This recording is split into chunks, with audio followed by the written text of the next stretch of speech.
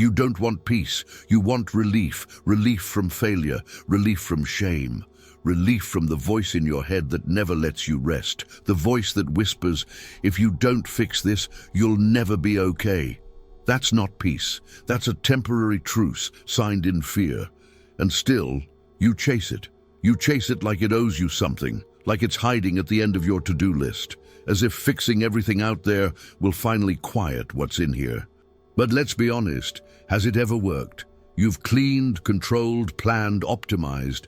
You've replayed conversations, redrawn your life's map, rewritten your own character, and yet, peace never stayed. Because what you're calling peace is just the silence that happens when nothing's going wrong. Yet, the truth is brutal. What you call peace is just the absence of failure, not the presence of acceptance. And that's why it never lasts. You're not living, you're bracing.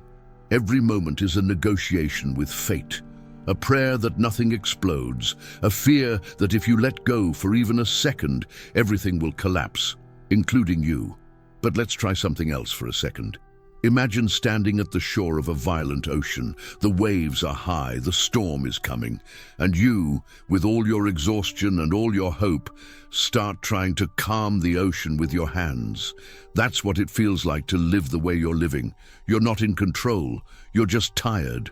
And the more you fight, the more you sink. Carl Jung said, "What you resist persists, what you accept transforms." Not because acceptance changes the storm, but because it changes you. So I'll ask the question you've been avoiding, the one that lives in the background of every sleepless night. What if peace hasn't come because you still believe you have to earn it? What if peace isn't something you win, but something you surrender to? What if all this effort, all this pressure, all this fixing isn't making you free? It's just keeping you distracted. And that voice inside you, the one still waiting for everything to be right, maybe it's not the voice of wisdom. Maybe it's the voice of an old wound, still pretending to be in charge. If so, it's time to listen deeper, because real peace doesn't shout. It whispers. The weight you carry is not strength, it's the fear of collapsing. You've been holding the world on your shoulders for so long that you forgot it's not yours to carry. Somewhere along the way, being responsible became your identity. You became the one who fixes, who solves, who doesn't break. Not because you were strong, but because you were scared of what would happen if you didn't. This is the Atlas syndrome. And it doesn't look like pain. It looks like competence, like being the friend who always shows up, the worker who never stops, the partner who holds it together, the adult who knows better. But underneath that competence, there's a child who never got to fall apart, a child who learned that love is conditional, that safety is earned. That chaos must be controlled, or it will consume everything. So now you carry too much. You say yes too often. You pretend you're fine even when you're dissolving inside. Because if you stop, you're not sure what's going to surface. Maybe grief, maybe rage, maybe the terrifying truth that you've never really rested. Not emotionally, not spiritually, not in the place that matters most, your own mind. You've become the container for everyone else's crisis, while your own crisis goes unnamed. And peace feels like a threat, because if you stop carrying the weight, you'll have to face what's under it, and that might be the most frightening thing of all. But strength, real strength, isn't in the holding, it's in the letting. The Atlas myth was never about heroism, it was about punishment, a sentence, not a virtue. And maybe you've been punishing yourself in disguise, telling yourself that responsibility is love, that exhaustion is proof of worth, that you can rest when everything is okay, but it's never all okay. And the truth is, maybe you're not carrying the world because you're strong. Maybe you're carrying it because you're afraid to carry yourself. The fantasy of when everything is right is just another way to disappear. You keep telling yourself, just a little more, just one more fix, just one more version of me. And then it will come. The silence, the calm, the sense of being okay. But it never does. Because that version of peace you're chasing doesn't exist. It's not peace. It's erasure, a quiet lie you tell yourself that if you can just solve everything out there, you won't have to face what's broken in here. You say, when I fix this, I'll feel better. But you don't, because what you're really trying to fix is yourself, not in the sacred way of transformation, but in the desperate way of disappearance. You want to erase the version of you that failed, that got hurt, that couldn't protect themselves when it mattered. You want peace, but only if it comes with amnesia, only if it forgets who you've been. So you create a new self, polished, controlled, ideal, not to grow, but to hide. And that's the tragedy, because real peace doesn't come when everything is fixed. It comes when you stop needing to be fixed, when you realize the self you're trying to erase is the one that needs your presence the most. It's not your ideal self that's suffering. It's the wounded one, and that wounded self doesn't need perfection. It needs permission to be seen, to be felt, to be held. Peace isn't a trophy. It's not something you earn for doing everything right. It's a quiet yes, a sacred surrender. The moment you stop trying to be someone else and simply allow yourself to be imperfect, in progress, still breathing, and that in itself is enough. When order becomes your drug, peace becomes impossible. There's a kind of order that isn't about clarity, it's about escape. You wake up and clean the kitchen. You make the list. You plan your day down to the minute. It looks like discipline, but inside, it's panic. Inside, it's a storm disguised as structure. This is the addiction to control, not because life demands it, but because your mind is afraid of what happens without it. You weren't taught how to be with chaos, so you built rituals around it. You perform stability. You organize your pain into checklists. You silence your fears through color-coded plans, but none of it brings peace, because underneath the order, the wound is still bleeding. And maybe no one ever told you this, but the most obsessive people are often the most afraid. Not of failure, but of feeling, of remembering, of stopping long enough to notice the dissonance inside. So you keep moving, keep perfecting, keep controlling, because stillness would mean confrontation. And confrontation would mean collapse. But you're not really avoiding disorder. You're avoiding yourself. And that's why peace never stays. Because peace asks something terrifying, to let go of control and still feel safe, to live without armor, to breathe without rehearsing the next breath. The truth is you don't trust peace. You think it's a trap. You think if you stop running, the pain will catch you. But the pain is already here. It's the reason you run. And sometimes what you call productivity is just the shape your fear takes to survive the day. The voice demanding perfection was never yours. It sounds like you, but it isn't. The voice that criticizes you when you rest, the one that mocks you for being tired, the one that whispers you're only worth something when you're flawless. That voice is an echo, not of your essence, but of someone else's fear. Maybe it came from a parent who praised results, but never presence. Maybe from a teacher who taught obedience, not curiosity. Maybe from a wound so old you forgot where it started. But it stayed, and over time it put on your face, learned your vocabulary, moved into your psyche and set up camp. Now it speaks with authority. It calls itself motivation, ambition, discipline, but what it really is punishment in disguise. You don't strive for perfection because you believe in excellence.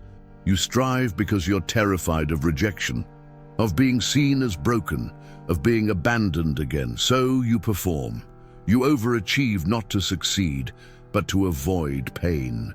And this voice, the inner critic, it thrives on that fear. It feeds on your need to prove you deserve to exist. It mimics the people who once hurt you and makes sure you never forget their conditions for love. But here's what no one told you. That voice doesn't belong to you. It was installed, and now your healing begins the moment you stop identifying with it. The moment you realize that inner perfectionist is not your highest self, but your most terrified one. Peace will never come while that voice is in charge. It doesn't know how to rest, it only knows how to survive. And you are not here to survive forever. You're here to live. And to live, that voice must lose its crown. When achievement becomes your anesthesia, emptiness becomes your shadow. There are people who keep winning and feel less human with every victory. They do more, accomplish more, receive praise, admiration, respect, but deep inside they feel nothing, or worse, they feel less. Because success for them has become a disguise, a performance, a rehearsed act to avoid the real scene playing out inside, the quiet devastation of disconnection, disconnected from emotion, from meaning, from self. And the irony is cruel. The more they achieve, the more they vanish. You've seen this, maybe you've lived it, that strange numbness after a win, the anticlimax after the applause, the silence that follows the goal you spent years chasing, a silence not of peace, but of loss. Because you weren't chasing the goal, you were running from yourself. You've learned how to show up for the world, but not for your own soul. And in that gap between external success and internal silence grows a kind of despair no one talks about, because it's hard to explain how you can feel empty when your life looks full.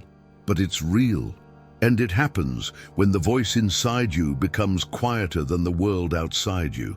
When you've tuned out your own needs, your own grief, your own longing, all in the name of being someone others will admire. The cost? You don't know who you are anymore when no one's watching. This is not failure. This is emotional sabotage dressed in gold. Because the pain didn't leave. It just learned to wear a suit. And the emptiness isn't your enemy. It's the echo of the self you've abandoned, waiting to be heard. The one who always stays strong is usually the one collapsing in silence. Did you enjoy the content and it made a difference for you? Click on Super Thanks and support our work. There's a role you've played for so long. It feels like your skin. The strong one, the reliable one, the one who never asks, only gives, who doesn't fall apart, even when everything inside is breaking. You've become the person everyone counts on, except yourself.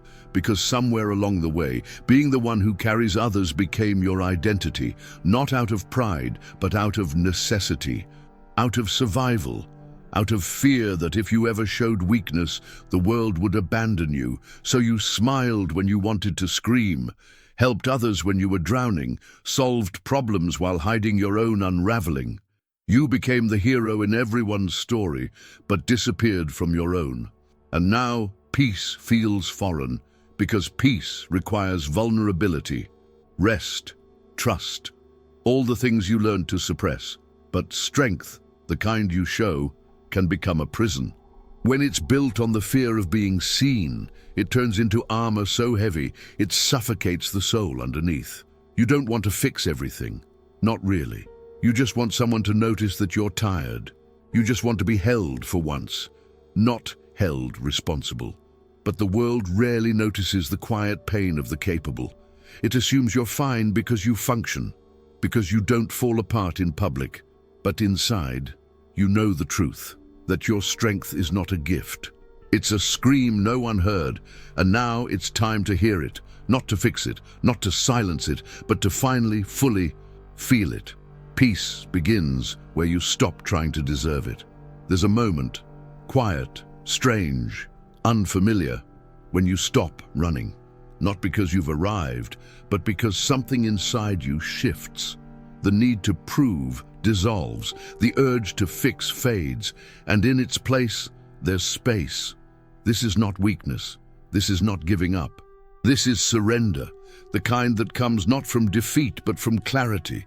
You realize the war was never out there. It was inside, between who you are and who you believed you had to become, between chaos and the illusion of control, between the child who wanted to be loved and the adult who forgot how to rest.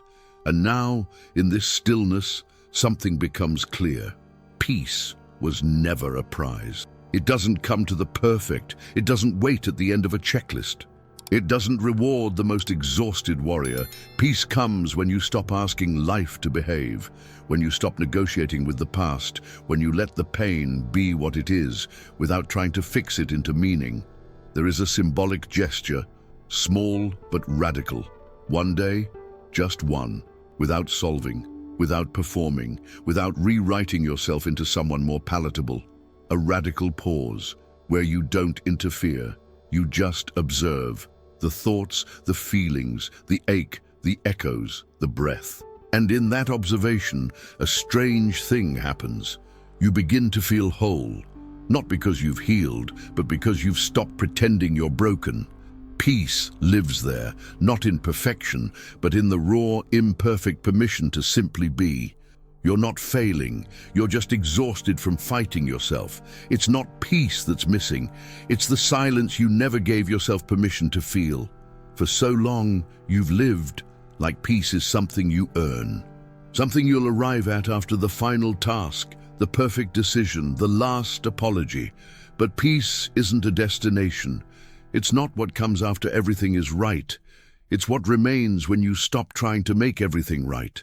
There's a cruelty in the way you've treated yourself, the belief that you must be flawless to deserve rest, that every flaw is a delay, that healing must be productive, visible, impressive. But the soul doesn't heal like that. Carl Jung said, "The soul heals only when it becomes what it is, not what others expect, not what your fears demand, just what it is, raw, silent, unresolved. You've spent years running from yourself, rewriting your history, micromanaging your emotions, reshaping your pain into something acceptable. But in the end, the parts you buried still knock at the door. And peace, real peace, is when you open it, without flinching, without fixing. So let this truth reach you, even if everything inside you resists. You don't need to fix everything before you rest. You need to rest. To realize nothing needs to be perfect to be real. You are not a project. You are not a performance. You are a being, fragmented, evolving, human. And the chaos you tried to escape, it was never the enemy. It was your truth, unpolished. You're not failing. You're just trying to find shelter in a battlefield. And yes, there's still time to stop fighting.